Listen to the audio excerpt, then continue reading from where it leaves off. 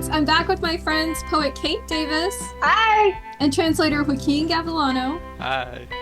We really enjoyed reacting to the Speak Now Vault tracks, so we've decided to review the Vault tracks from Red Now. I think we've all listened to these tracks before, at least once. So it won't be 100% live reaction, but there are some tracks I've listened to more than others. I think the only ones I know well are Nothing New and All Too Well. I don't know how it is for you guys, but... I haven't heard a lot of them. I know the Phoebe Bridgers one pretty well. Not well enough to know the title apparently, but yes.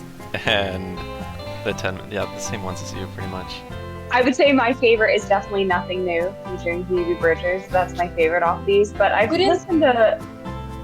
We didn't have a favorite yet, Kate. Oh my god, you can't just like jump on it that quickly. You gotta wait till the end of the video. I'm going to jump on it quickly. That's the one I like. I like it. It's my favorite. But I've listened to all of them multiple times, so...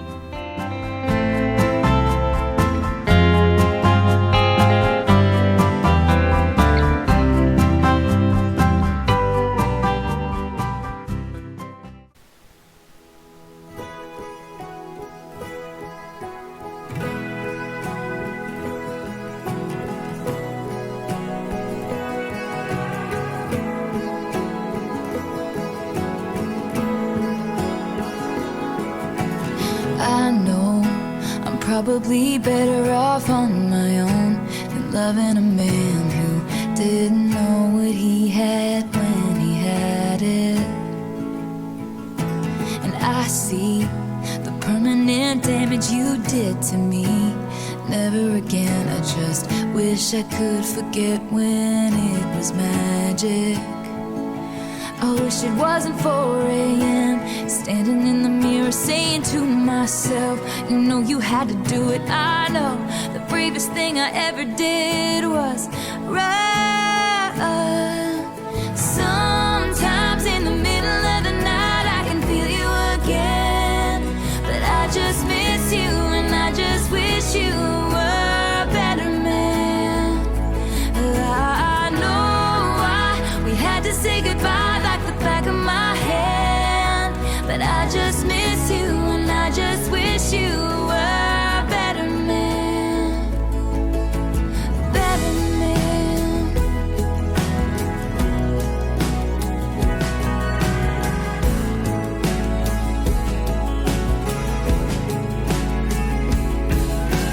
I know I'm probably better off all alone than needing a man who could change his... I don't know, I like the vibes here. Like, I like the country sound. It's very, like, OG Taylor Swift. Yeah. This song definitely feels like, to me, an like extension of All Too Well. I think I heard, like, in an interview, she said, like, she was basically, like, she felt like she couldn't include this song because she already had All Too Well, and she felt they were very similar. So, like, she kind of picked All Too Well versus this one over this one. But I feel like it does feel like an extension of that song. That's really interesting. Are you talking about, like, the original All Too Well or the 10-minute version? Well, I mean, she wrote the 10-minute version originally, and then she cut it down. So, but yeah, no, on the original album. Yeah, on the original album, when she released it back in 2012. Yeah, she, like, felt like she had to choose between the original version of All Too Well and this song. Okay, that's really interesting to know. Yeah. Yeah, I like this. I definitely does feel like I see what you mean about it being too similar to All Too Well. Basically, kind of like very similar themes and story.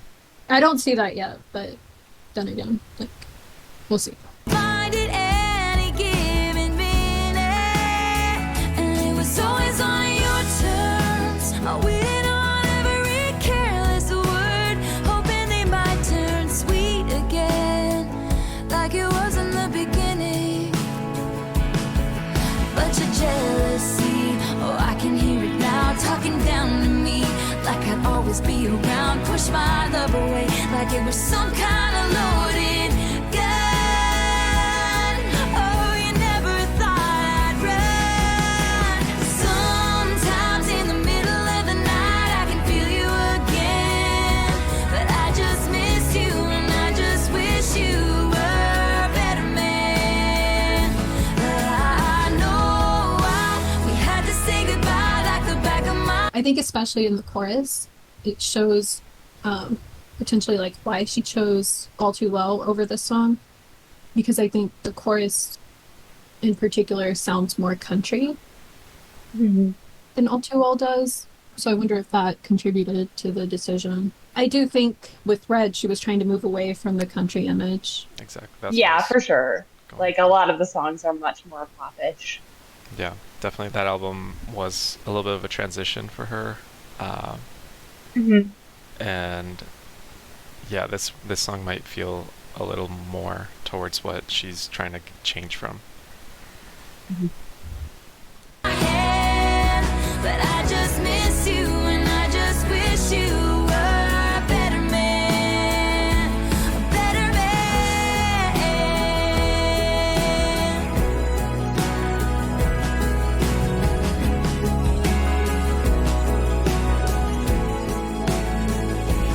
I hold on to this pride because these days it's all I have, and I gave to you my best, and we both know you can't say that. I wish you were a better man. I wonder what we would have become if you were a better man. We might still be in love if you were a better man. You would have been the one if you were a better man.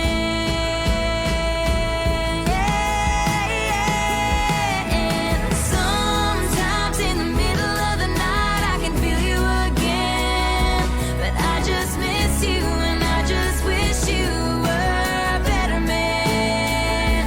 I know why we had to say goodbye like the back of my hand, but I just miss you and I just wish you were a better man, a better man. We might still be in love if you were a better man. I know why we had to say goodbye like the back of my hand, but I just miss you and I just wish you were a better man, a better man. We might still be in love if you were a better man. You would have been the one if you were a better man. Lyrically, I think All Too Well is better. I was If gonna I'm being say honest. lyrically, it's quite repetitive. All the storytelling that's happening is, you know, a girl who recently broke up with someone or a relationship, and she's still going through like the aftermath of it, as in like sometimes being nostalgic about it, but also knowing that she's better off for doing this. That's kind of like that's the entire song pretty much. And All Too Well kind of, I mean, it's pretty much about the same kind of things, but goes a lot more into detail about small things, you know? So definitely I could see if someone had to choose between those two to put in an album, why she did it. But I like this song. It's relaxing. I don't know what you guys thought. Yeah, this is definitely one I could listen to again. I wasn't a big fan of the simile, like the back of my hand. I think the particular line is, "I know why we had to say goodbye, like the back of my hand." I think that's a little bit weak. Sure. Yeah, I like this song. I think that, like you all have mentioned, All Too Well definitely develops scene and you get a lot more detail in that song. I think in this song, you have to do a lot of work on your own end to kind of think about why this relationship ended. I mean, it's definitely implied that like the that she was with wasn't like a good partner and that she, wishes that they were better, but you don't really get like the reasons why. Hmm. You kind of have to do that work on your own. So I think from the perspective of like, if you just wanted a song that allows the viewer to kind of write in the details themselves and allows them to kind of embody the song using experiences from their own life, then this song is effective. But if you want like a really specific scene and to tell a story from your own life, you need to put in some more detail. So I think she did that with All Too Well. So I could see why she chose that over the song. For sure. And that's such a good thing to point out. How sometimes specificity really like levels you up in ways that you don't necessarily predict. Because usually you would think that the thing that is more ambiguous would be more popular because people can like self-insert. Yeah. But sometimes doing the opposite, like being as specific as possible, can actually make it more relatable. I was also gonna mention how in pop usually artists will choose more ambiguity or like, something that everyone can relate to. So it is bold. I might be wrong, but I did like when she was talking about All Too Well and when this was coming out, she was really excited to share the 10-minute version, right? Because she really kind of fought for this song to be included, and I wonder if there was like some sort of pushback from the whoever was producing it, or helping her produce it, because yeah, I mean, like ambiguity tends to be preferred in the genre. We can't Three, skip this one. It's my two, favorite. yeah, same. I already told everyone it's my favorite, so you can't say that. No You backsies. can't. You're copying me. You're copying me if you say that it's yours now. He was like, I'll just cut it. I'll just cut you saying that. It's fine. And then I'll say it first. Fine. My favorite is definitely All Too Well. Same. But I do really like this one. They tell you while you're young, girls go out and have your fun. Then they hunt and slay the ones who actually do it. Criticize the way you fly when you're soaring through the sky. Shoot you down and then they sigh and say she looks like she's been through it. Lord, what will become of me once I've lost my novelty? I think we can talk before the chorus, but I think this is one of her strongest songs.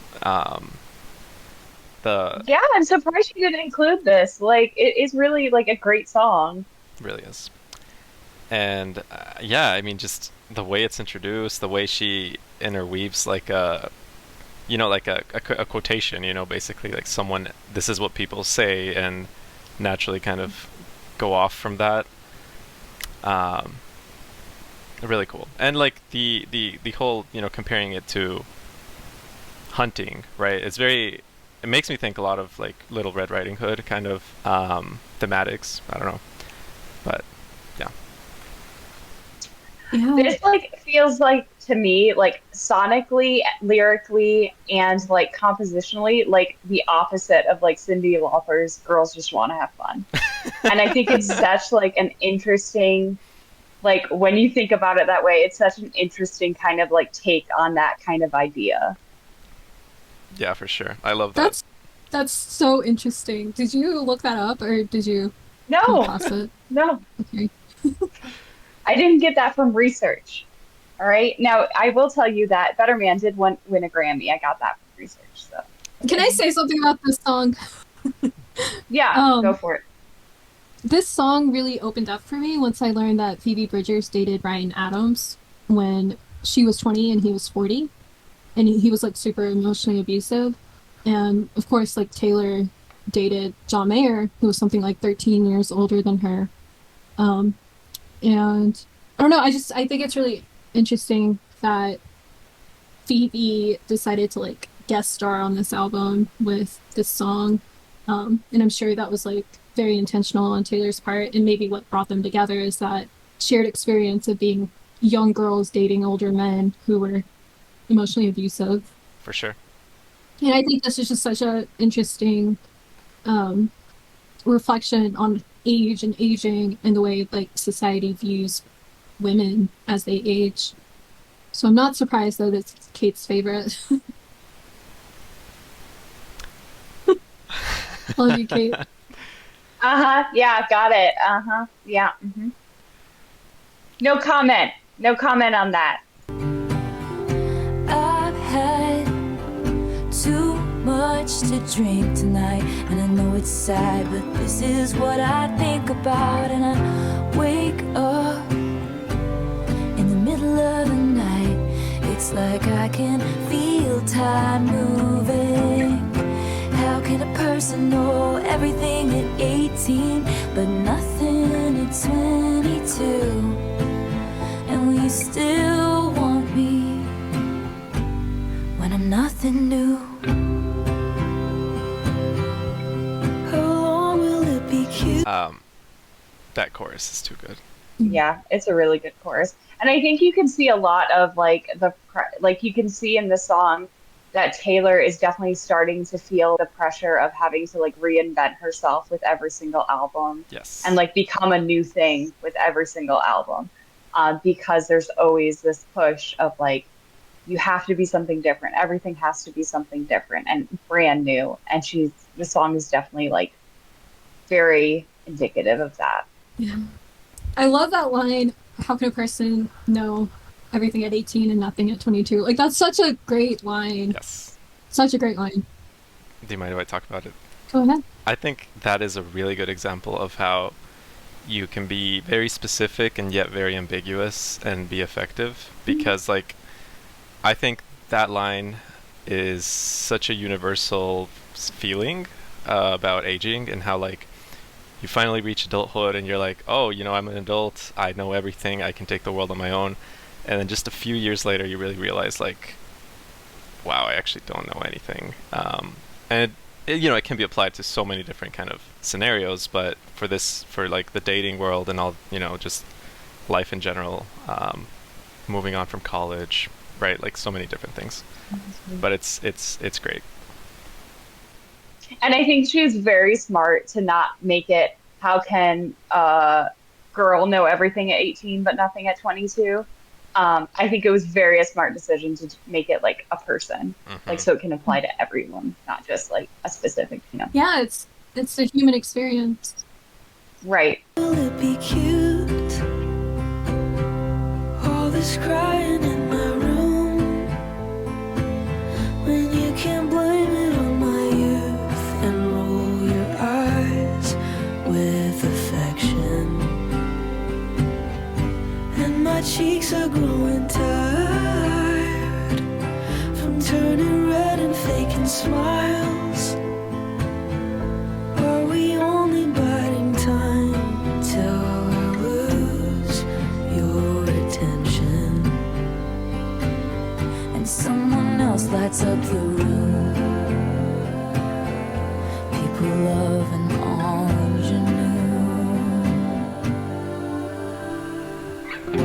I've had too much to drink tonight. How did I go from growing up to breaking down? And I wake up in the middle of the night. It's like I can feel time moving. How can a person know everything at 18 but nothing at 22? Will you still want me when I'm nothing new? I think everything you mentioned about Phoebe Bridgers is really like applicable to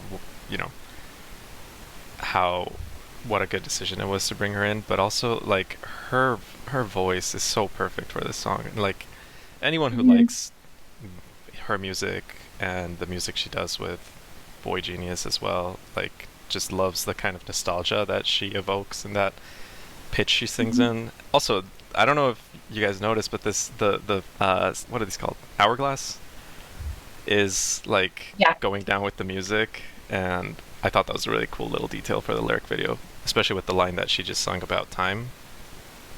That is really cool. Yeah, I wanted to point that out at some point, but I really like it.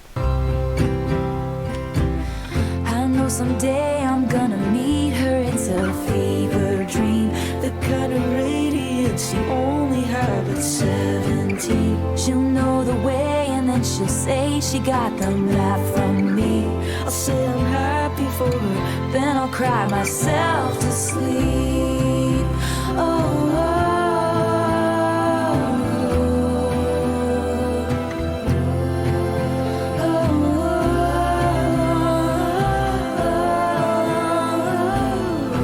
I feel like the bridge in particular is very pointedly about the music industry and how new acts replace old acts all the time, particularly when it comes to pop stars. And what Kate mentioned earlier about Taylor needing to reinvent herself every few years.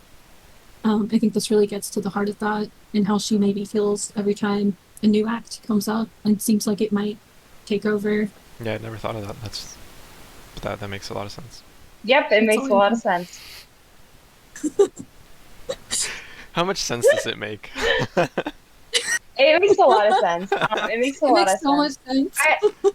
Yeah, it makes so much sense. And let me say, like I like the line, like she'll know the way, and then she'll say she got the map from me.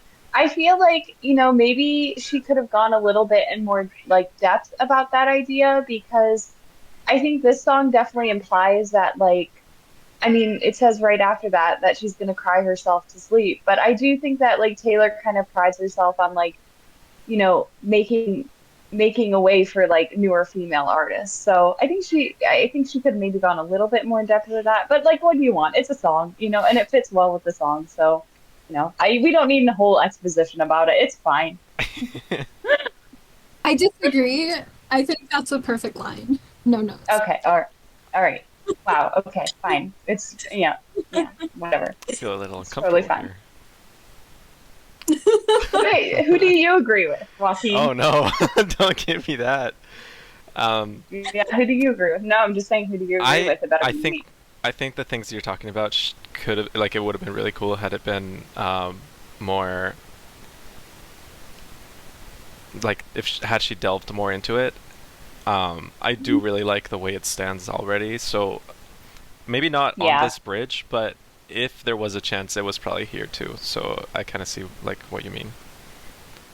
Yeah, I mean, this definitely feels like a switch in the song, and like the rhythm kind of amps up a little bit, so we know we're kind of maybe going in a little bit of a different direction. But at the same time, I think it's a really, really great song. It's really strong.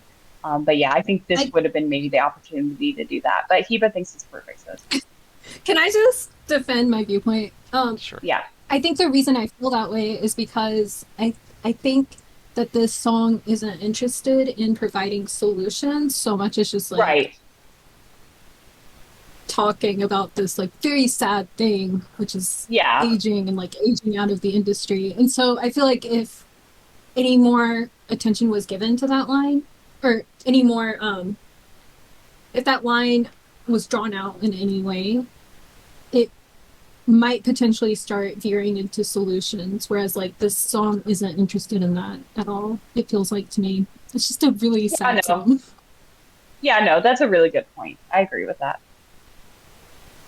And to what Kate said about changing rhythm and all that, I think this is the first time where the two singers have like a back and forth kind of thing, right? Where they're like in one, because they took turns basically with the previous two verses and chorus, but here they divide it. But yeah, like it definitely sets up a new kind of steering for the song.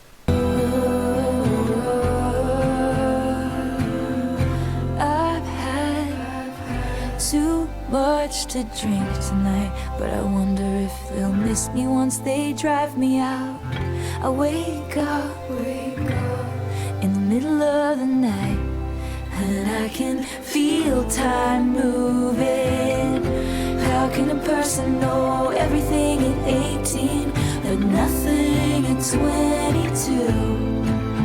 And will you still want me? Will you still want me? Will you still want me when I'm nothing new? I will say, I think this was definitely like, this definitely feels like it was a production or a record label decision to not include this on the album because, and I'm going to defend my viewpoint here, because the song 22 is like this celebration of being young. And it just seems like this like deflates that whole That's situation. true. They're like, no, we are not celebrate or celebration of being 22.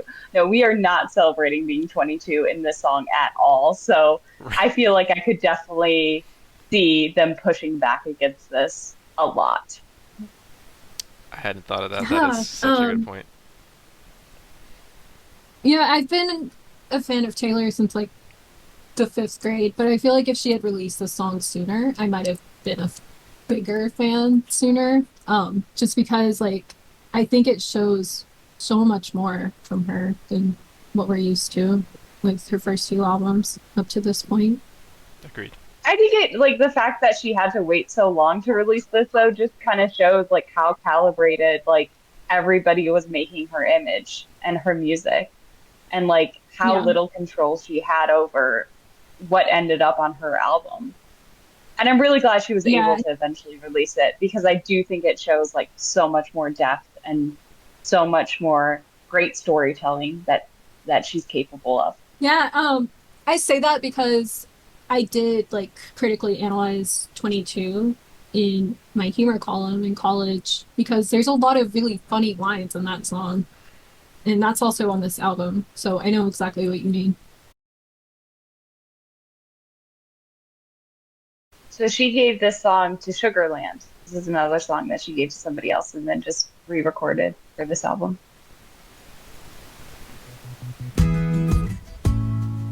What about your promises, promises? What about your promises, promises, promises? What a shame. Didn't wanna be the one that got away, yeah. Big mistake. You broke the sweetest promise that you never should have made. I rerun the kitchen floor. You call, but I won't hear it. You said no one else. How could you do this, babe? You really do this, babe. We ain't getting through this one, babe. This is the last time I'll ever call you, babe. This is the last time I'll ever call you, babe. What about your promises, promises, promises? What a waste. Taking down the pictures and the plans we made, yeah. And it's strange. Okay, I do have something to say. Yeah. Okay. I think this is very manufactured pop. Yes. Everything about like the little strum pattern, the guitar, all that those things are like very mid 2000s pop kind of. Yeah. Like it feels very what would be the word? Like Formulaic. yeah, formulaic. What about the lyrics? What do you guys think of that? I think it's fine. Like I understand why it's in the vault. Yeah. There's nothing like striking about it, Hmm. but it's fine. Reminds me a little of the first one in the sense that it's not a lot of detail talking about a breakup, and that's what all it's doing so far, at least. I don't remember. This is one of the songs I've heard the least. It kind of reminds me of Foolish One for some reason. Oh yeah, All The tracks we nuance. listened to last time. How your face doesn't look so innocent. Your secret has its consequence, and that's on you, babe. I break down every time you call. We'll wreck you, the wrecking ball. We said no one else. How could you do this, babe? What about your promises, promises? You really do this, babe.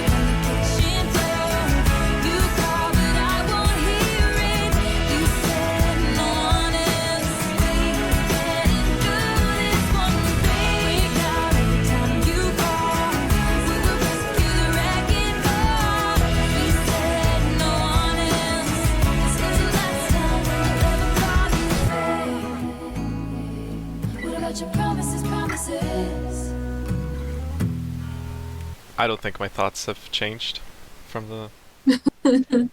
I do like there's like a little bit of an echo of All Too Well, where she's like sitting on the kitchen floor. Um, That's you call, but I won't hear it. Like it's an echo of like the idea of like dancing in the kitchen and the refrigerator light. I kind of like that echo. It's kind of interesting. it's a good catch. For a second, I thought it would go into like during the bridge. It sounds like, oh, she's actually going into more detail about this breakup. I think she says like she kisses your neck or something, but that was then there wasn't more. So it left me a little bit like, oh, okay. It doesn't stand out to me as some of the other songs that actually made it to the full album. Which Red came out in 2012. 2012. Okay. Yeah, I think the style of instruments that they chose at the start and throughout the song is more from the previous decade. And I wonder if that influenced the decision of not including it. Like, besides anything lyrically or about the song itself, what if it was like, oh, this just doesn't fit the current style of pop music happening? I wonder if that went into it. Yeah, I could see that. I could also just see, like, I mean, a lot of this album was kind of built around this idea of recovering from a breakup. And Hmm. I think whenever you're like writing a book, a collection, of poems or a novel, you often go through many drafts of different things that are dealing with the same idea. And you kind of pick the best ones, based on what you have. And I think that, this just wasn't one of the best ones. And so that's why it wasn't included on the album. Yeah, good point. This feels very much like a soundtrack song to me. Like the sort of song that you would expect from like a rom-com soundtrack. Oh, I see. Yeah. Yeah, I could definitely see that.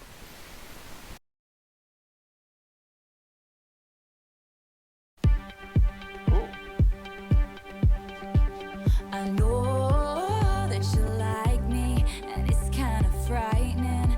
Standing here waiting, and I became hypnotized by freckles and bright eyes. In comparison, this song to the previous one we just heard, this is immediately very early 2010s pop music. The beat to it reminds me, yeah, of so many songs from that time, like Kesha and the Black Eyed Peas songs, whatever was hitting the radio. But yeah, down to listening to more.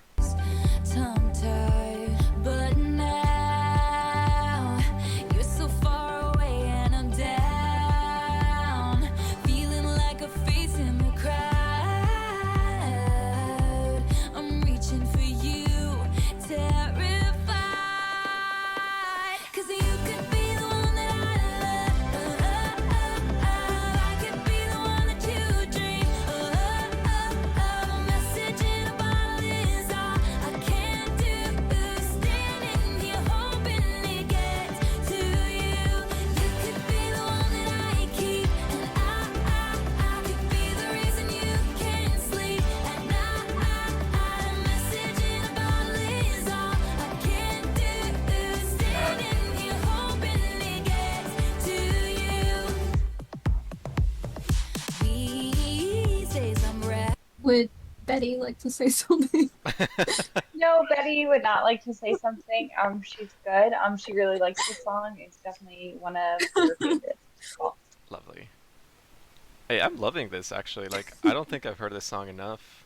And so far I'm like, I'm gonna start playing this now a little bit more. I like it a lot too. It's very bouncy and Yeah. fun. Yeah.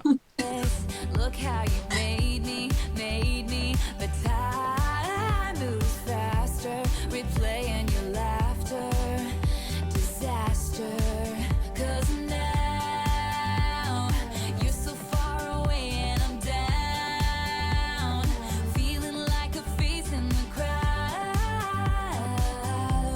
I'm reaching for you, terrified, 'cause you could be the one that I love.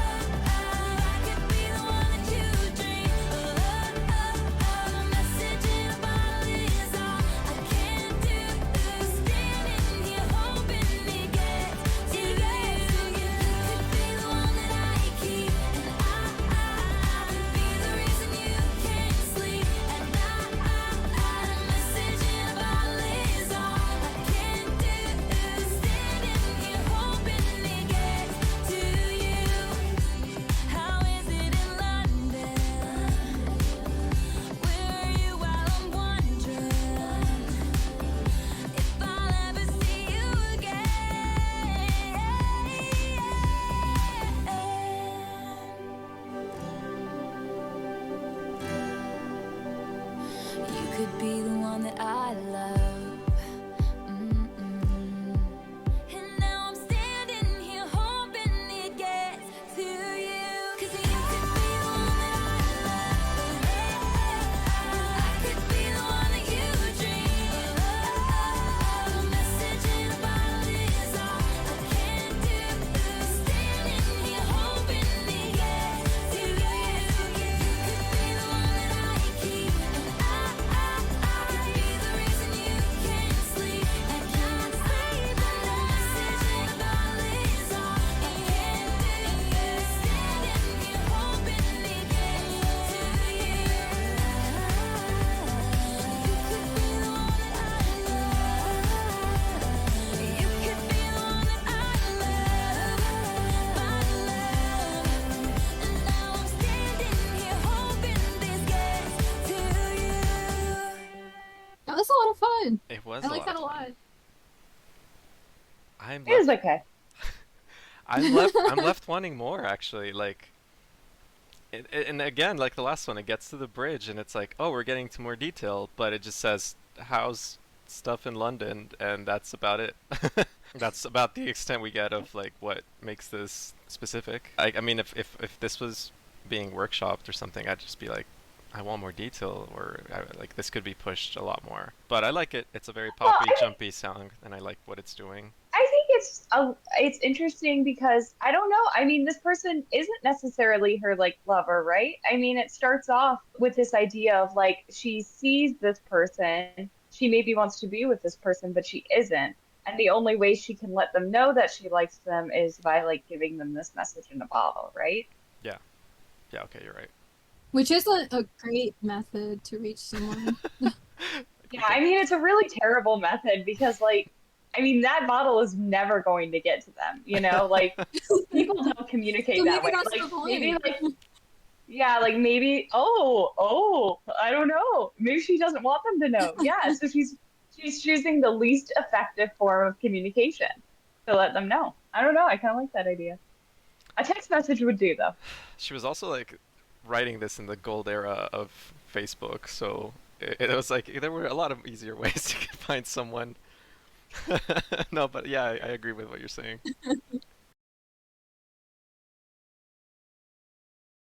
This is a vault song that got the music video treatment, and it was directed by Blake Lively. Fun fact. 3 a.m. and I'm still awake. I'll bet you're just fine, fast asleep in your city. It's better than mine. And the girl in your bed has a fine pedigree. And I'll bet your friends tell you she's better than me.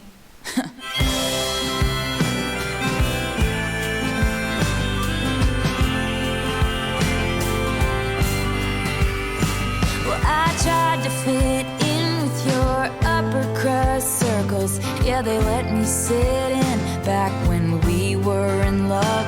Oh, they sit around talking about the meaning of life and the book that just saved them that I hadn't heard of. So I think that this song already has a lot more specificity and a lot more detail about this relationship and this couple. And we're definitely getting a better view of them in this song than we did with the previous vault tracks. Agreed. I wonder what the book is. Yeah, I do wonder what the book is. Like, I so want to know that. I want to know. Do we know? Maybe she'll tell us. If anybody knows, comment below. Nice. Yeah, no, definitely, like, I agree with this.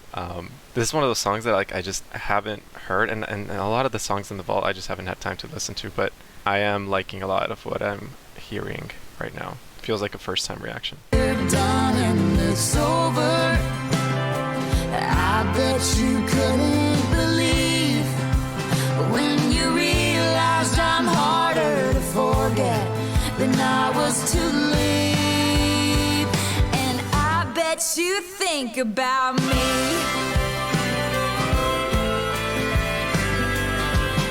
I like that line. What is it? I'm harder to forget than I was to leave. When you realize I'm harder to forget that I was to leave. Yep. Yeah, that's a good line. You grew Witherspoon gated community, glamorous, shiny, bright Beverly Hills. I was raised on a farm, no, it wasn't a mansion, just living room dancing and kitchen table bells. But you know what they say, you can't help who you fall for. And you and I fell like an early spring snow. But reality crept in, you said we're too different. You laughed at my dreams, rolled your eyes at my jokes. Mr. Superior thinking, do you have all the space that you need? I don't have to be your shrink to know that you'll never be happy. And I bet you think about me. Again, lots of specificity in this song. Yeah, definitely telling a story. But to the point where I'm not sure I'm getting the story. Like I'm just I'm finding myself a little bit lost in the details. I definitely think that this is a song that might reward repeat listens, Yeah. just to catch all the details, because there's so much going on. It's just like so surprising, every new line. I want to like ruminate on it, but it's happening too fast. Agreed. Yeah, I think this song definitely needs the context of All Too Well in order to like fully understand like the whole situation. But I do feel like it is like the ultimate like revenge song, right? Like this person that treated you badly, like you've broken up, but now you know that this person still thinks about you. So it feels like a very like kind of cheeky way to say that I know you're not over me, right? I feel like this song isn't from her perspective though. Like I might be wrong, and don't quote me on this, but it does sound like it's one of the songs that is written from the perspective of some family member of hers, or even fictional maybe. I'm not sure, but like, okay, she has been criticized about writing and saying things like she grew up in a farm and she grew up with like having to worry about bills and stuff like that, and those Yeah. things aren't necessarily like they're not true. And I think this in many of those songs, sometimes it's like, it's not actually from her perspective, it's from the perspective of a character she's created, or her grandma or whatever, right? So maybe this song, especially because it's got a lot of like country, like rural America kind of imagery and things happening and all the detail, that it's like potentially it could be one of her ancestors, which I say that in response to like we need the All Too Well context to understand this song, and it's like maybe not, but I'm not sure, like it could go, I don't know. It's just a little theory I have. Yeah, I'm not sure I understand the All Too Well context you're talking about. Like, what exactly did Kate say about All Too Well? I don't know, what did I say? I don't want to repeat myself. You made her self-conscious, Hua. I'm Yeah, sorry. no, I can't. No, I can't. love you. actually. Okay, No, I'll no, just I'll no. cut it up now. So That's fine. I was just talking. So okay, all right. No. Wait. Do you want me to say it? Yes, please. Go ahead. Okay. I'm Okay. I mean, I'm genuinely like curious to know like what this has to do with okay. All Too So Well. I think what she's talking about is like Jake Gyllenhaal grew up in a very like upper class family, right? And you are completely right, Joaquin. Like she definitely did not. She grew up very privileged, and she like obviously her privilege like led to a lot of the advantages that she's had in life. But I don't think it was to the extent that like Jake Gyllenhaal and Maggie Gyllenhaal grew Agreed. up. Like they had a lot of privilege. Yeah. So I think that's kind of what she's talking about, is this idea of like being excluded from a certain level of society because she did not grow up in that society. That makes sense. I can believe that. Wait, so are you saying they grew up with more privilege than her? Maggie and Jake Gyllenhaal? Yeah. Oh, I don't want people to come at me. No, yeah, is that what you're saying? so they are both like they're the children of filmmakers. I mean, that's how they Oh, got their really? start in I didn't know film. that. Yeah, is both their parents are filmmakers, so they definitely had an in from the beginning. Okay. That's really interesting. Yeah, it does seem like Taylor's family was privileged, but not in the sense of like superstar privilege, or like gazillionaire privilege. But they were fine. They weren't like working about or worrying about bills, is what I'm kind of trying to point out there. But it could be like exaggerated to create that contrast that you're talking about, like societally, or more than societally, I guess, like classist rather than financial difference. She does really bring up kitchen table bills a lot in her songs, doesn't she? Yeah. I bet you think about me. Yes, I bet you think about me. Oh, but lock it all out. The voice is so loud saying, why did you let her go? Does it make you feel sad that the love that you're looking for is the love that you had? Now you're out in the world, searching for your soul, scared not to be hip, scared to get old, chasing make-believe status. Last time you felt free was when none of that shit mattered, 'cause you were with me. But now that we're done and it's over, I bet it's hard to believe, but it turned out I'm harder to forget than I was to leave. And yeah, I bet you think about me.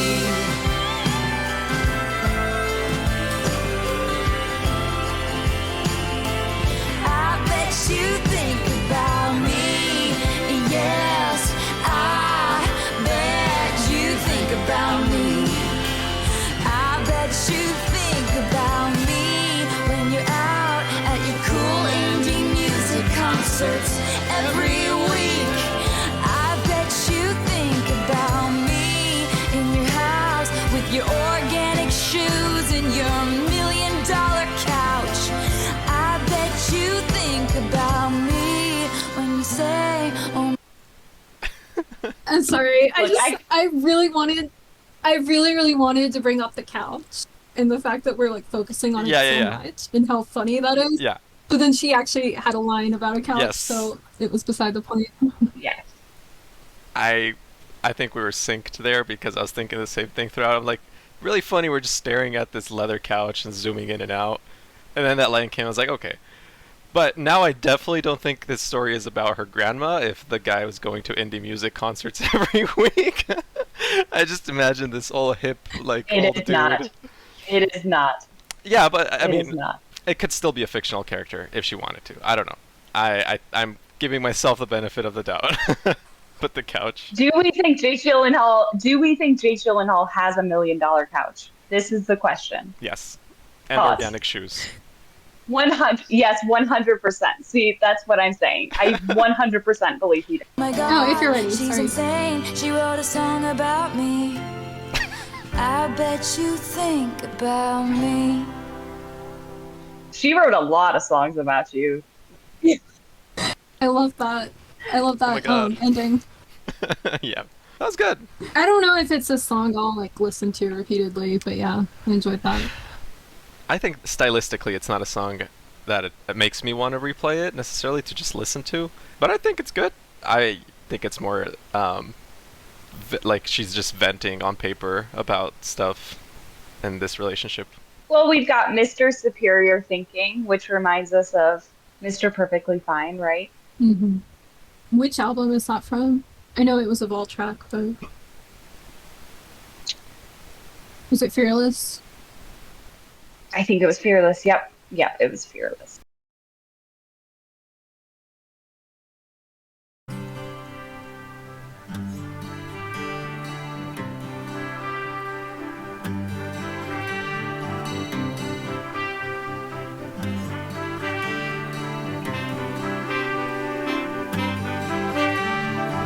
He says he doesn't believe anything much he hears these days. He says, why fall in love just so you can watch it go away?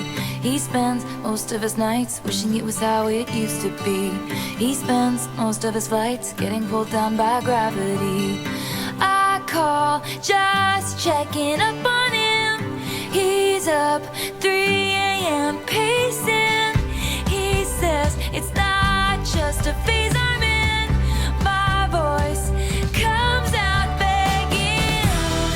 All this time I didn't know you were breaking down. I'd fall to pieces on the floor if you weren't around. Too young to know it gets better. I'll be summer sun for you forever. Forever winter if you go.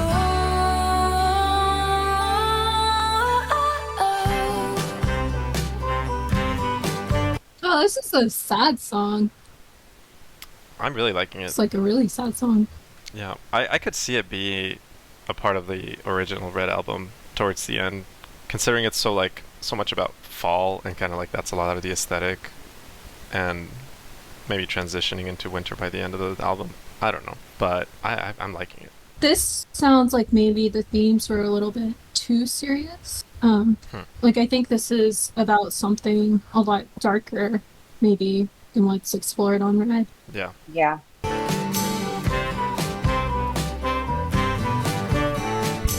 He seems fine most of the time, forcing smiles and never minds. His laugh is a symphony. When the lights go out, it's hard to breathe. I pull at every thread, trying to solve the puzzles in his head. Live my life scared to death. He'll decide to leave instead. I call just checking up on him. He's up 5 a.m. wasted, long gone, not even listening. My voice comes out screaming. All this time I didn't know you were breaking down. I'd fall to pieces on the floor if you weren't around. Too young to know it gets better. I'll be summer sun for you forever. Forever winter if you go.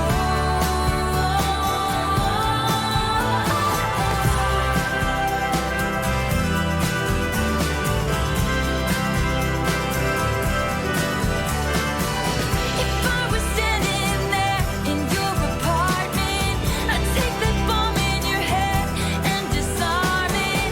I'd say I love you even at your darkest, and please don't go. I didn't know you were breaking down. I'd fall to pieces on the floor if you weren't around. Too young to know it gets better. I'll be summer sun for you forever. Forever winter if you go.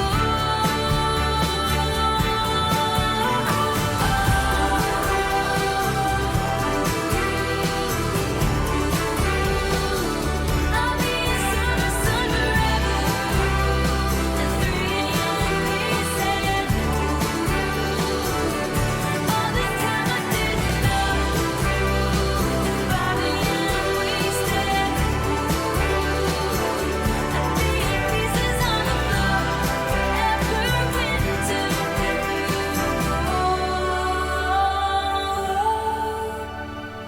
He says he doesn't believe anything much he hears these days. I say, believe in one thing that won't go away. Dang. Yeah, it's definitely a sad song, and perhaps a bit too sad. I think you're right. For like, I don't know. I'm trying to think of all the songs on Red, and if it compares. Honestly, it's been a while since I've listened to Red, so I can't say for sure. Sure. But I do think maybe this is about a user or like an addict. I think this is definitely about somebody who's going through through a lot of challenges with mental illness, maybe addiction in addition to that. Um, yeah, and they're kind of battling their own inner thoughts and their own inner struggles. I mean, she has that line in it where it says, disarm that bomb in your head. So there's definitely like the implication that this person is going through a really significant, mental struggle right now. Not to mention like being up at 3 a.m. and 5 a.m., pacing, wasted, all that. Sounds like a manic state, maybe. Yeah, I think the themes are just too dark for Red. And I think depending on if this was written from like her perspective or it's about somebody else's perspective, maybe it was just too personal of a song to release at the time. And she didn't feel like she could release that at the time. Especially if it's about like a specific person, maybe that person wouldn't be comfortable having the song released, And I hope they got better and I hope they found help. Definitely.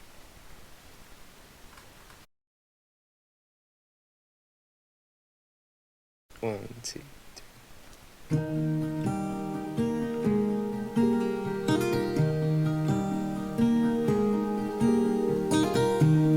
Give me the keys, I'll bring the car back around. We shouldn't be in this town. And my so-called friends, they don't know I'd drive away before I let you go. So give me a reason and don't say no, no. There's a chain round your throat, piece of paper where I wrote, I'll wait for you. There's a key on the chain, there's a picture in a frame, take it with you. And run, like you run from the law. Darling, let's run, run from it all. We can go where our eyes can take us, go where no one else is. Run, ooh, run. I am not surprised she had Ed do the song with her. I think this is perfect for his voice. Yeah. It works. Yeah, I It agree. works for me. I'm not a huge Ed Sheeran fan, so I don't know, but his voice works. Oh my god, I'm a huge Ed Sheeran fan, so I really like this so far. I guess we're at an impasse. Nah, I really do like No, Ed Sheeran. do not. Um, Literally, Joaquin, why'd you say that? Why'd you say that? Are we at a fork in the road as well? Well, that would be more We had a applicable fork in to the road, this Joaquin? this little road image we have. Yeah, I know. I said it. Do you like Ed Sheeran? Is that why you said it? Yeah, that's why I said it. Do you like Ed Sheeran? Kate? I don't listen to Ed Sheeran a lot. I agree with you. I think this is the perfect song for him. And I like that it's a duet. I think it's a really effective duet. It's a very romantic song. I mean, it's all about just like running away with the person you love. And I think it's a good song.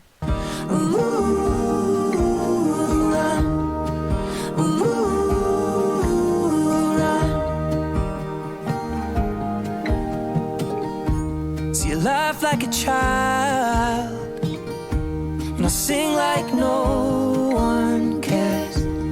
No one to be, no one to tell.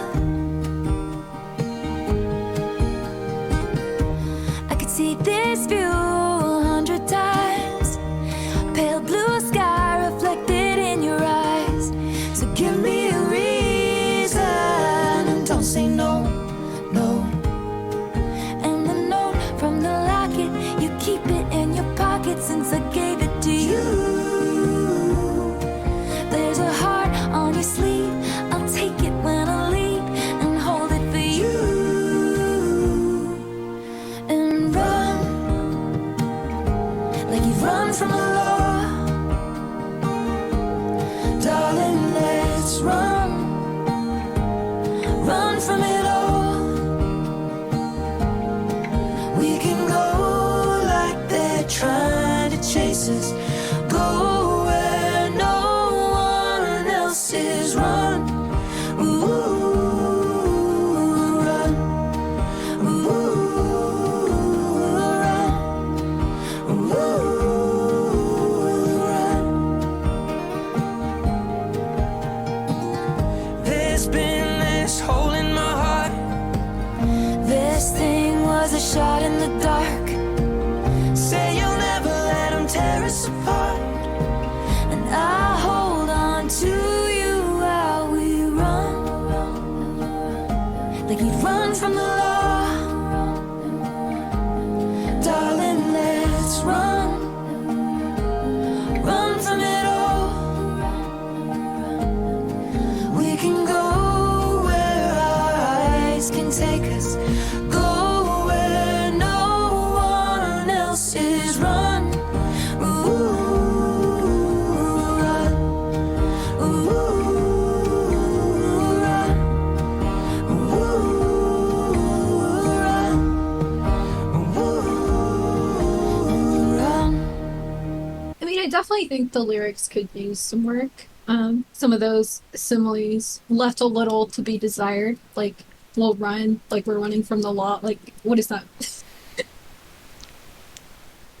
Yeah, no, I think there's a lot of expected imagery in this song, like the locket and the heart on the sleeve, and just like the repetition of "We'll run." I'll sing like no one cares. Yeah, all of that is like really like expected imagery. So I think this song could have maybe taken some more risks and given us something that we didn't expect. Whereas I feel like right now this song like very much goes in the direction that you expected that it's going to go from the beginning. Even the rhyming is very expected. Yeah, I do yeah. think it's a lovely song. Like, I have no issues with having a song like this, but totally understand like most of her decisions were like not taking many risks for sure. Again, I think adding Ed Sheeran to the track makes a lot of sense because it's like right down his alley in terms of just like, you know, like lovely love song. Yes. But also like, I feel like if he wasn't on the track, we wouldn't like it as much. So I think it was smart to bring him in. I do think their voices work really well together. And yeah, maybe you're right. Maybe because it's like more along what Ed Sheeran songs sound like. It's like more, I don't know, the audience might be more willing to let some of these lyrics pass. You know, like are more willing to accept some of these lyrics, if that makes sense. But I do like it.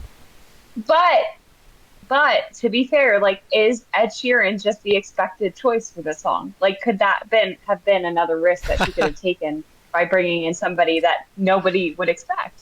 I'm just saying. Conspiracy Like, never ends. I think just yeah, I don't know. I think it could have taken more risks. So that's my final judgment on that.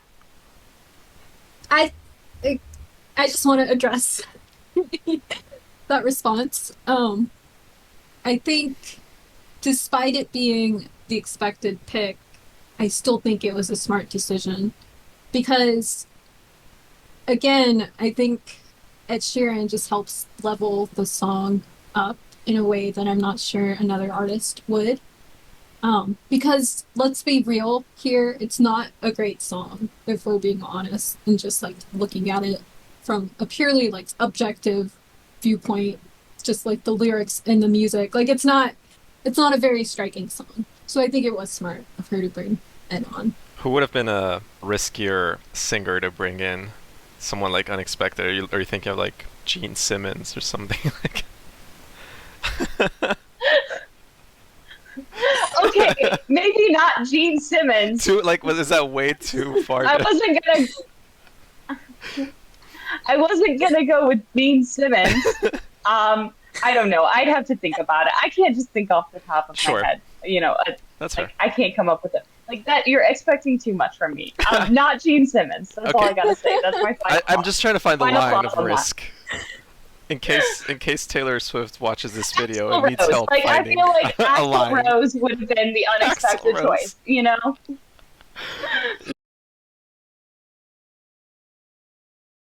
I wish I could fly high. I'd Same. pick you up and we'd go back in time. I'd write this in the the very first night. And so it goes, every weekend the same party. I never go alone, and I don't seem broken-hearted. My friends all say they know everything I'm going through. I drive down different roads, but they all lead back to you. 'Cause they don't know about the night in the hotel. They were riding in the car when we both fell. Didn't read the note on the Polaroid picture. They don't know how much I miss you. I wish I could fly. I'd pick you up and we'd go back in time. I'd write this in the sky. Do you know which album it was where she sent Polaroid pictures with the CD? I think it's 1984. I think it might have been 1989. 1989. 1984 is Orwell. 1989, yeah. I just find that interesting because this is part of Red, and Red was right before 1989, so maybe she was already thinking about like Polaroid pictures and then writing notes on Polaroid pictures. I just found that lyric interesting. Well, I think that was very much like the aesthetic of the time. I mean, it's still kind of like an aesthetic right now, like taking Polaroids and writing on them. It's like It was very retro. big. I think it peaked later. And I think definitely like 1989, maybe elevated it even more in the common sphere, but it was already at a point where it was kind of common, I think. But I know what you mean. Can I say musically, this is super poppy, very bouncy as well, kind of like the Message in a Bottle song. I'm liking it a lot. I think there was a lyric I wanted to talk about, but it left my mind, so if it comes back up, I'll bring it up. Miss you like it was the very first night. And so it was, we never saw it coming. Not trying to fall in love, but we did like children running. Back then we didn't know we were built to fall apart. We broke the status quo, then we broke each other's hearts. But don't forget about the night out in LA. Danced in the kitchen, chased me down through the hallway. No one knows about the words that we whispered. No one knows how much I miss you. I wish I could fly. I'd pick you up and we'd go back in time. I'd write this in the sky. I miss you like it was the very first night. Take me away, take me away, take me away to you, to you. Take me away, take me away, take me away to you, to you. I remember the night at the hotel. I was riding in the car when we both fell. I'm the one on the phone as you whisper. Do you know how much I miss you? I wish that we could go back in time, and I'd say to you, I miss you like it was the very first night. I wish I could fly. I'd pick you up and we'd go back in time. I'd write this in the sky. I miss you like it was the very first night. Take me away, take me away, take me away to you, to you. Take me away, take me away, take me away to you, to you. I like all the references to writing in this song. There's like writing captions, there's writing in the sky. The notes in the Polaroid. There's a lot of dialogue throughout. Yeah, that's what I meant by writing captions. The note on the Polaroid. So I think it's always interesting when a pop song takes like a more like depressing or like sorrowful moment, like breaking up with somebody, and turns it into kind of like an upbeat song. Yeah. It creates this kind of like friction between this idea that's like very sad and this imagery that's very sad, but also this like kind of upbeat, joyful melody. And I think that's reflective of what a lot of people experience after they break up with somebody, because they'll remember like moments with that person and that will bring them like a temporary sense of joy, but then they'll, you know, realize they're not with them and they're never going to have that again. And they'll be that'll make them very sad. So I think it kind of reflects that experience. I found the dialogue. I'm the one on the phone as you whisper, do you know how much I miss you? I wish that we could go back in time, and I'd say to you, I miss you like it was the very first night. So it's like 2 lines of dialogue. I don't know. I always enjoy it when she has dialogue in her songs because I like putting dialogue in my poems. Yeah, I agree. I'm one of those. Dialogue is definitely an interesting way of like interrupting your own kind of pace, and like you can do so much with it, with like adding a different point of view. What else? Like change the first person, third person kind of view. And I think she does it well. And in this song, I think it's a little. I think for the sake because of the nature of the poppiness in this song, it's kind of relying on easy rhyming and kind of or like trying to rhyme things or in a way that's not realistic to dialogue, but definitely like still kind of adds extra layer than other pop songs without dialogue. I also love, there's always like a moment in piece of work where the title of the work is mentioned. And I love that happens here repeatedly throughout. I mean, obviously, like the song is called The Very First Night, but I love that it's like repeated in that line of dialogue. And it's such a big part of the pre-chorus too. I wonder if the song was inspired from like an actual text that had that line, and that's what kind of gave birth to the rest of the song. Well, yeah, I'm kind of like trying to break down like the idea of like, I miss you like it was the very first night. So does that mean that the relationship was at its strongest on the very first night, or just the attraction was at its strongest on the very first night? I think she might be referencing the night she mentions in the bridge where they're driving. It says, I remember the night at the hotel. I was riding in the car when we both fell. I'm the one on the phone as you whispered, do you know how much I miss you? And then we So maybe it's just chorus, like the first. chorus. So, It's the first so time maybe maybe it's that just they said I love you to each other oh, okay, gotcha, or something. gotcha. Or it's the Yeah, first time that they had that dialogue. yeah, that makes sense. So I think this is a good example of her just like taking a moment and blowing it sort of out of proportion and just like writing a whole song around one moment. I agree. Yeah, I get that vibe too. Which I guess, if we're looking at it from a perspective of writing, like you can do that as a writing exercise. Like even at something as small as a text message or like a line someone said to you once, you can expand that into like a completely new work of art somehow. Whether like it's a song or a poem or a painting, it's just one line that becomes the whole thing, right? And it is, if ever you are struggling with like writing or finding prompts or something to get you started, that is a good exercise, definitely. We ready for this? It's 10 minutes, drink your waters, pet your kids.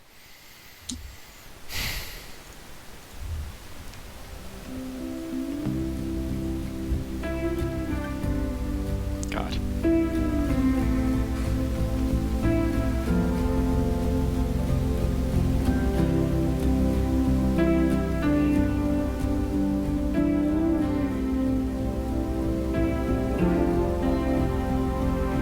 I walked to the door with you.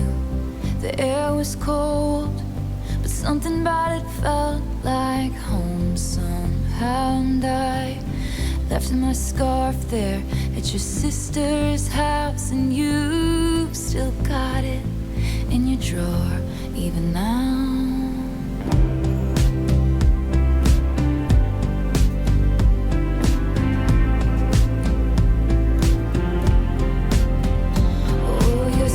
Disposition and my wide-eyed gaze, we're singing in the car, getting lost upstate.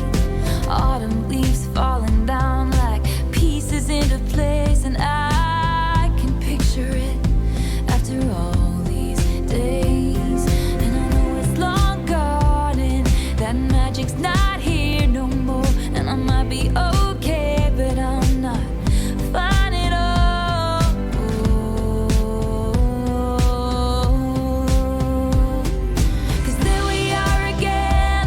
real quick, I just wanted to ask, do you guys think that maybe all the references to cars are very like pointed, like pointedly invoking Jake in all these tracks? I don't know enough about Jake to know. Why do you think that? Well, this song so like prominently features a car, right? Yeah, And so many of the other songs we've listened to today that's true. mention rides in cars, and some of them are like breakups, but some of them are not. And I just like wonder if it's all the same relationship that she's looking at from different angles. Could be. I'm not sure if all the references to cars are like specifically about Jake, but I definitely think the album has this kind of fascination with the idea of like running away or like getting away from everybody else and just being in an intimate space with one other person. And I think that the kind of tragedy of this relationship is that she really valued that space that she had, and then she felt like, you know, this person betrayed her, and this space that she valued so much like didn't mean as much to the other person as it meant to her. And I think she's kind of trying to grapple with that idea in this throughout this entire album. And I mean, the idea of being in a car with somebody just one on one, like that is a very intimate space because there's nowhere you can go. The car is driving, right? You can't get out of the car. So there is like a certain amount of trust that you have to put in another person to even get in a car with them, right? To trust them that they're going to get you to where you need to go. And that, you know, yeah. You've given my Uber rides a whole new meaning. It's very intimate now. But yeah, I just wanted to point out that repeated motif throughout this album in particular. I'm only looking at this album right now. I'm sure there are other mentions of cars throughout her work, but it just felt really pointedly mentioned throughout these songs in particular. So it made me question if maybe that was there for a reason. Because I know like Taylor is very intentional about everything that she says and does. So Definitely. I wonder, I mean, I'm sure someone has done a deep dive into, like, or knows who more about Jake than me, at least. I'd be interested to find out whether or not, like, cars are a big part of him, or if that's something he's just really interested in, or driving, or something regarding it that could have added an extra layer. But it is, like, I do agree, it is repeated, and what Kate said, like, also really pushes it forward about just the intimacy of it. But, yeah, I'm just kind of curious about for myself. Little town street, you almost ran the red, 'cause you were looking over at me. Wind in my hair, I was there, I remember it all too well. Photo album on the counter, your cheeks were turning red. You used to be a little kid with glasses in a twin-sized bed, and your mother's telling stories about you on the t-ball team. You told me about your past, thinking your future was me, and you were tossing me the car keys, fuck the patriarchy, keychain on the ground. sorry, I just wanted to point out that like tossing the car keys is like giving her the power, you know, and then keychain on. Yeah, okay, I'm gonna shut up. I was gonna say that too. It's like a switch in like the agency and a switch in the power. Yeah. Like when she gets the car, yeah. And then the fact that like the keychain is on the ground. There's just so many things to like deep dive into here. Yeah. The song with the couch, remind me the name. I bet you think about me. Okay. In contrast, like, I think, you know, you compare both of these songs to all the other Vault songs. I think Betty agrees. When you compare Yeah. these two to all the others, it's like I think that's what we're constantly talking about, detail, and it's every single line in this song and in that other one, it has like, you know, describing the color of the cheeks, what's happening on the table, what's happening with this item. Like, it is such a such a strong contrast between some of the other songs, and I'm really glad there's a 10-minute version of this. This song definitely needed a 10-minute version because there's so much happening here, and it really sounds like she needs to get it all out. Yeah, I think this Betty, hi Betty. This song does a really good job. This song does a really good job of building character through like action, through detail, and through setting. Like, we really get a sense of like who this person she was with is based off of everything that she includes in the song. You were always skipping town, and I was thinking on the drive down anytime now. He's gonna say it's a love. You never called it what it was. Till we were dead and gone and buried. Check the pulse and come back swearing it's the same. After 3 months in the grave, and then you wondered where it went to as I reached for you, but all I felt was shame, and you held my lifeless frame. And I know it's long gone, and there was nothing else I could do, and I forget about you long enough to forget why I needed to.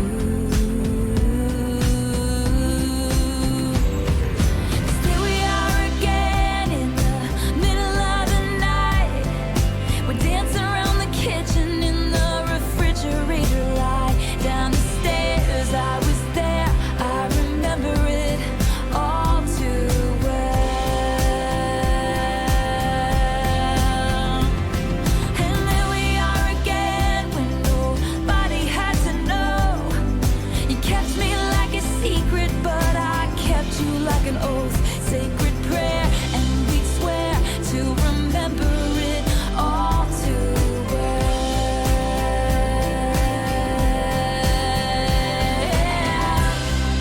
I will point out one really picky detail that I noticed about this song.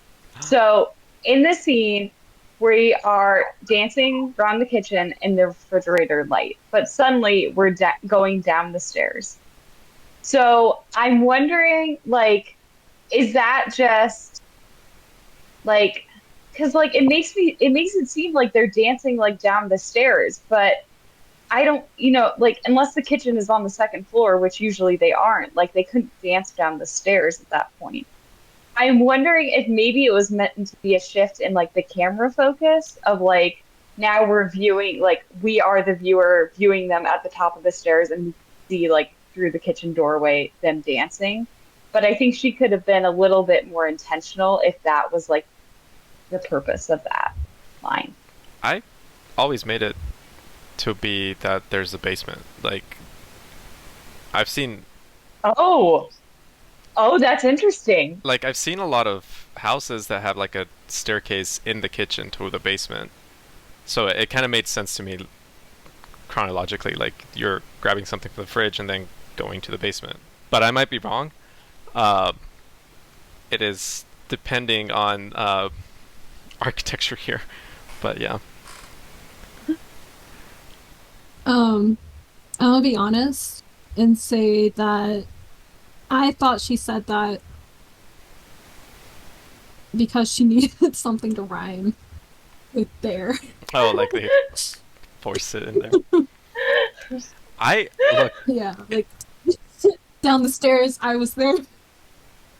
And especially like later in the song, she goes on and on with like the repetition of that rhyme. Yeah.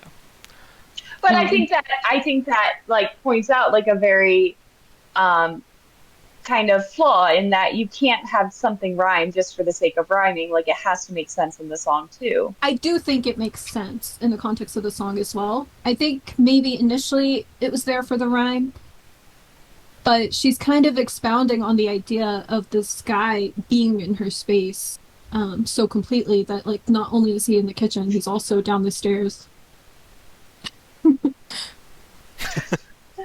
And she was there. Like it's yeah, no, it's like it's encompassing the whole house. It's not just the kitchen. I guess I could have maybe accepted that a little bit more if we got more of the house in the song. But the fact that we get like only like 2 places really, at least in the chorus, I don't know if I completely buy that. Yeah, she loves talking about I get that kitchens, doesn't she? Yeah. I mean, that's another like recurring like image throughout the album for sure. It's funny to me that you brought that up because when I stopped it, I wanted to say, like, we could really stop at every single line and analyze it to death because it is really, really strong writing. Probably, like, I can't think of anything before. What are her 2 acoustic albums that came out in 2020? Folklore and Evermore. Yeah, the like before Folklore and Evermore, like I think this might be one of her strongest writing. And I was gonna say like I have no notes or something about that, and Kate was like, I have this really nitpicky thing, and I was like, oh okay, let's hear it. I have notes. Can I point something out? That line that Kate's referring to, down the stairs, occurs just before "You kept me like a secret, but I kept you like an oath," which is such a strong line. That is like this one of the strongest Yeah. lines Taylor has Yeah. ever written. So good. But Yep. I love what you said about like it potentially being a basement, and then like I kept you like a secret, which like a basement is like a secretive space, you know? Sure. Yeah. Mhm. And so I think that whole bit, it wasn't in the original. No, I think the secret line was in the original, but maybe some of that wasn't in the original. And I love how much more depth it adds to the song and to the relationship. And it really like paints it as this, yeah, like right after "Down the Stairs I Was There," she says, "And there we are again when nobody had to know." And that's like the precursor to the secret and oath line. And I don't know, I just wanted to point that out. Yeah, no, I can see that working. I wasn't even comparing Basement to Secret, but it does work.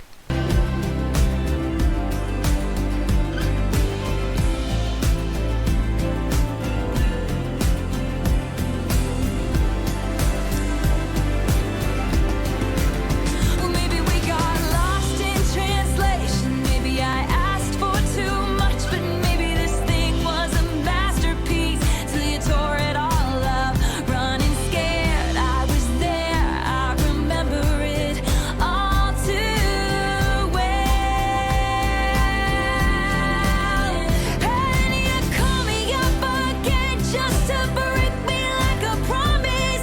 So casually cruel in the name of being honest. I'm a crumpled up piece of paper lying here, 'cause I remember it all, oh, oh. They say all's well that ends well, but I'm in a new hell every time you double cross my mind. You said if we had been closer in age, maybe it would have been fine. And that made me want to die. The idea you had of me, who was she? A never needy, ever lovely jewel whose shine reflects on you. Not weeping in a party bathroom, some actress asking me what happened. You, that's what happened. You who charmed my dad with self-effacing jokes, sipping coffee like you're on a late night show. But then he watched me watch the front door all night, willing you to come. And he said it's supposed to be fun, turning 21. Connection here to the Phoebe Bridgers song, where it starts by saying like they tell you when you're young to have fun or something, and this is basically that, right? But I always thought when listening to this song how and I don't know, I mean songs aren't always necessarily factual, right? But I always thought it was really shitty of Taylor's parents or father, who is listed here, to not take enough care of their daughter the way like they're allowing her to date someone who is how much older? 9 years? And she's 21, right? Like it's and so the dad is kind of like getting along with Jake, and the guy's charming, the dad, and it's all cool. And the dad sees Taylor be sad about it because she's waiting on this guy or whatever. But his answer is like, "Oh, relax. These are your fun years. Like, just relax and like don't stress about it." So that to me was always like, that's kind of really not okay. But I don't know. Yeah, I mean, it's definitely like it's a very. I think it's a kind of a condescending thing to say. Like it's supposed to be fun turning Right. 21, because it really does invalidate all the feelings that she's having in this moment, and all the disappointment that she's feeling. But again, I mean, this song does not show that whole moment. We don't know every conversation those two might have had during that time or what the full story was. So there is that to consider, I think. For sure. Yeah, and it could have just been mentioned to better like illustrate exactly what relationship she's referencing. To like give it a timestamp that it was during her 21st birthday that he wasn't there, and I think she did it in a very like clever way lyrically. Agreed. I just wanted to celebrate in particular the line, "And you call me up again just to break me like a promise, so casually cruel in the name of being honest," Yes. which is such a common experience, particularly as a young girl living in the world, that you see like men constantly saying like, "I'm just being honest," like when they're being like really, really cruel. Yeah. I also will celebrate the lines. They say all's well that ends well, but I'm in a new hell every time you double cross my mind. Yes. I think that's a really creative and smart, intelligent way to kind of say that thought. Taking this idea of someone crossing your mind, but also double crossing, right? Yeah. And I also love how it recalls the song's title, All Too Well. True. Also, I wanted to point out I never liked this line where she says, "I'm a crumpled up piece of paper lying here." And this is maybe reading too much into it, but I never liked that line. But now that we're doing this and reviewing all these vault tracks, it's making me question if maybe she's saying that if maybe there's like more to that line than meets the eye, and she's saying that she's written all these songs about him and that she just can't like stop herself from writing all these songs about him. And it's like that image of the writer like sitting there with all the crumpled up pieces of paper around, which I already kind of assumed, but I think after listening to this, I don't know what I'm trying to say. No, I think what you're trying to say is that sometimes when you become so obsessed with something that's happened to you or something that you've experienced, that you just feel the need to write about it over and over again, you start to feel like you become that idea, or you become that experience, and that experience defines you. And I think, the crumbled up piece of paper is her trying to say, I feel like this experience is now defining me. And it's not, but in that moment, it definitely does feel that way. Yeah, absolutely. Like, she's done it so much at this point that she has become the thing. Yeah. Right. I mean, we have this whole, like, 10-minute long song, and not to mention, like, all the other tracks on the album about him, so... Well, yeah, and also, Right. I mean, just the fact that after the original album was released, and it was revealed that there was a 10-minute version, just everyone was obsessed with, give us the 10-minute version, give us the 10-minute version, give us the 10-minute version. So it's like, it's not only like in the song itself, but it's also something that's followed her throughout so much of her life as well. I just love this song so much. It's so good. It's so good. Like, she really pours I want to her stop soul. after every single... Right, I know. Yeah, it's hard not to There's so because much it's to so say. good. Oh, the scarf.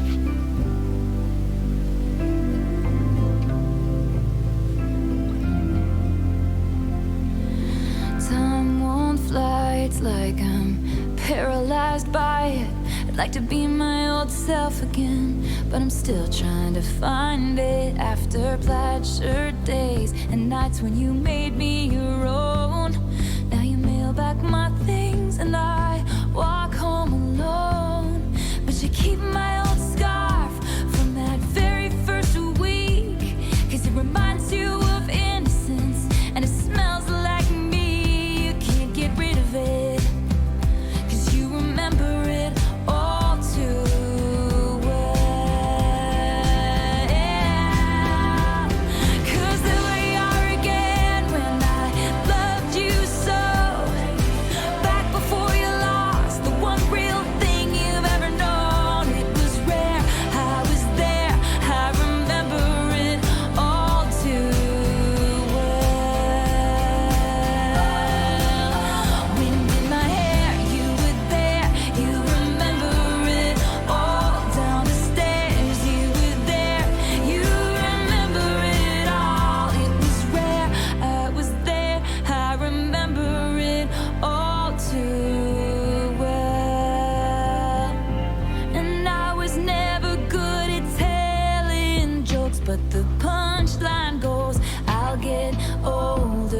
soldier lovers stay my age. From when your Brooklyn broke my skin and bones, I'm a soldier who's returning half her weight. And did the twin flame bruise paint you blue?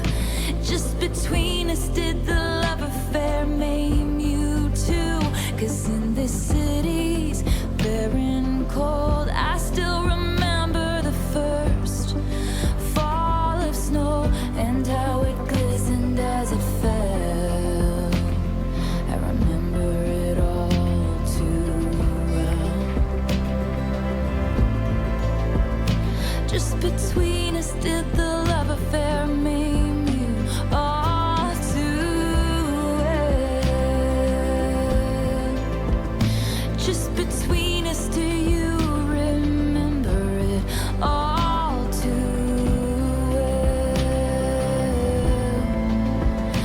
Just between us, I remember it all too well. Down the stairs, I was there. Sacred prayer, I was there. It was real, you remember it all too well. In my head, I was there. Down the stairs, I was there. Sacred prayer, I was there.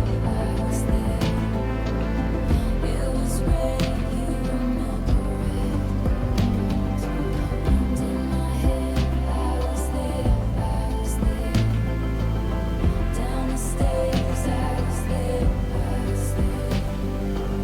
Sacred prayer, I was there. It was real, you remember I love it. Can I celebrate a line? Sure. Yeah. I really, really like the line about it's just like a simile where she says, like a soldier coming back half his weight, I think. And there, I mean, there's so many lines to celebrate, but that one always like it gives such a clear image. I mean, the mental state a person is in before and after, or during and after a relationship, when it starts and it ends, can really leave someone like that. Which so, I don't know, it really creates a very strong image in my head. I think the fade out here was a really effective choice. And I think the song is an example of using repetition in a really powerful and impactful way, because it's very reminiscent of the idea of like rumination, of going over something again and again, of like, kind of giving yourself so much anxiety, wondering what went wrong, like at what moment did it go wrong, like, how could I fix this? And just everything, replaying everything that happened in the relationship. And I think this song shows how you can use repetition in a song to do that. A line I want to celebrate is, I'd like to be my old self again, but I'm still trying to find it. Such a good line. Yeah, and it's actually like a really sad line too, because like you'll never be the person that you were before you met this person.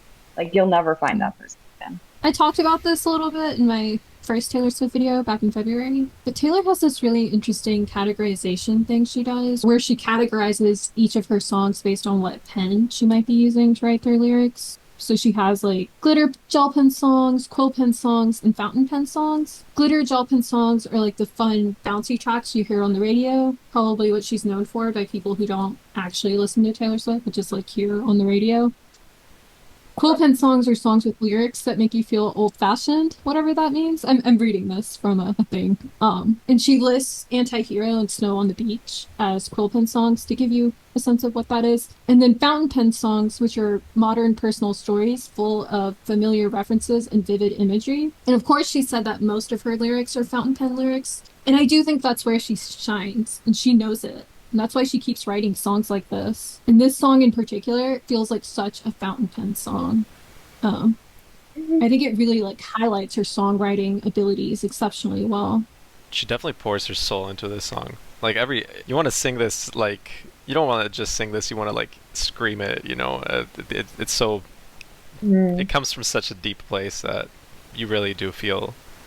It takes you through a really big range of emotions, musically and lyrically, and I love that. And I think it does show the whole what we talked about earlier regarding specificity and how it can really benefit a track when like the more specific it is. Yeah, and I think this also does specificity in a very intentional way, in that the majority of the specificity is in the verses, but the chorus is more open and more ambiguous, which is like, you know, the main thing that's everyone is gonna want to sing and everybody can relate to, right? So you're still keeping the chorus like open-ended, a little bit more ambiguous, like it's something that everybody can relate to, like breaking up with somebody and then remembering everything that happened in the relationship and feeling betrayed by the other person, but filling in the details of her own story by using the verses to do that.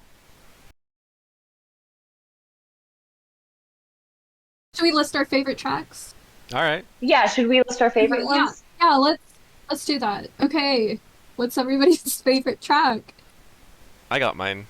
3 if you want. We said 3, right? Top 3? Mine is All Too Well, for sure. Mine too. I've already listed my favorite, even though I wasn't supposed to, and it's still Nothing New. I love that song.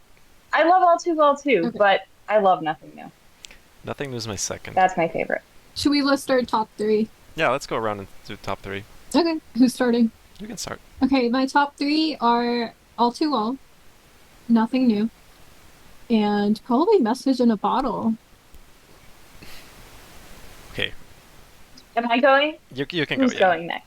I Go don't- All right, my top 3 I'm gonna say are Nothing New, All Too Well, 10-minute version, and then I'm gonna say I Bet You Think About Me. I like that song. Nice. I like those. Joaquin, your turn. I'm going through a issue right now because my top 3 are exactly the same that Hiva listed, in that order, and Okay, I don't want to sound like a I know you're copycat. I don't want copying to. Yeah, because you're 100% copying her. So My favorite track is, honestly, it's really hard. you gotta come up with a new one. No. Yeah, like, you gotta come up with a new favorite. okay. I'll give you definitely. I hate it, but All Too Well and Nothing New, I could easily say they're tied. I've probably heard to Nothing New a lot more just because it's shorter.